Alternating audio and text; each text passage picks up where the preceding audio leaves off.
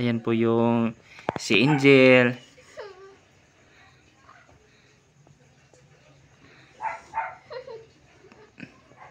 Masakit daw yung tiyan niya. Masakit daw yung tiyan niya. Kaya nilot ko po yung likod.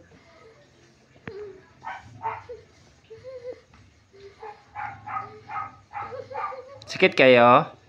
Ha? Nangisog na siya. Nag-strong na. Sakit daw to, sakit daw ihang kuan daw.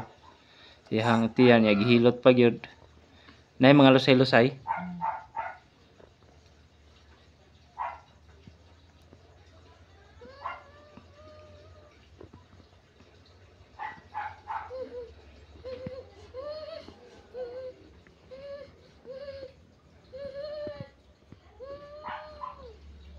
Pero medyo bumaba na yung temperature niya.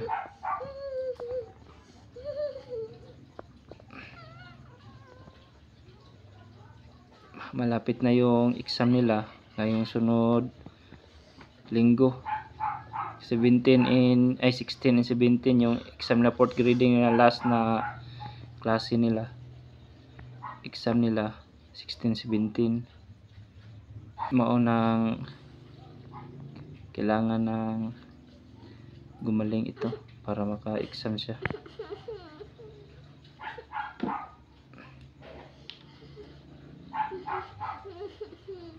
Sabi niya kanina gusto rin niya mag-aral na bukas, magdala lang siya ng ganyan, no? Pang ano ng saagtang. Anong tawag yan, Angel? Anong tawag yan?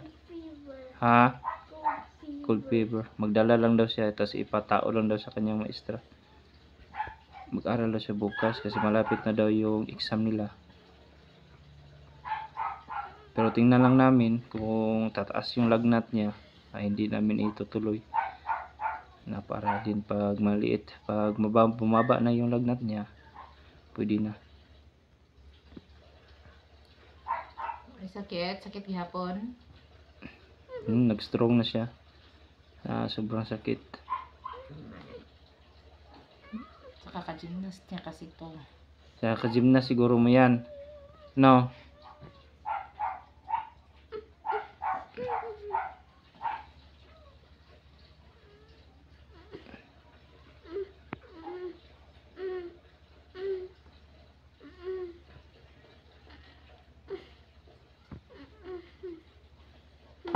Yan na.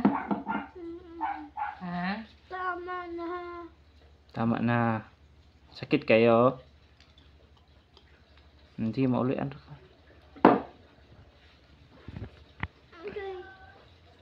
Sige na. Masal po na siya oras sa mga tambal. Asyete. Alas 7. Di pa siya pwede mainom ron kaya ikaw pa man nagsuka. Ay, oo, nagsuka siya kanina, guys. Kaya, Kasuka pa lang niya. kasuka pa lang niya. Kaya hindi pa pwedeng pa inumin ng gamot. Cool fever. Sige, palipas muna natin yung pag-inom ng gamot sa kanya. Yan na taod. Kasi bago lang siya nagsuka. Hindi po rin pa pwede pa kainin ngayon, no? Kasi bago pa siya nagsuka. Kaya hindi pa pwede pa kainin.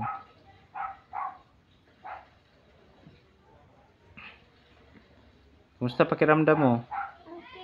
Okay, liit.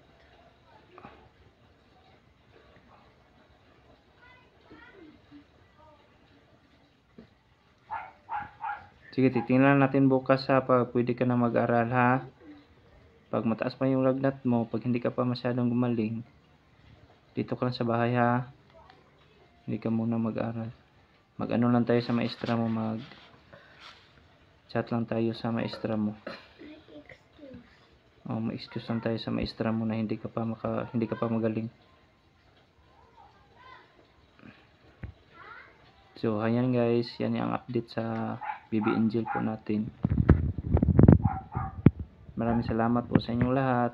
God bless po sa inyong lahat.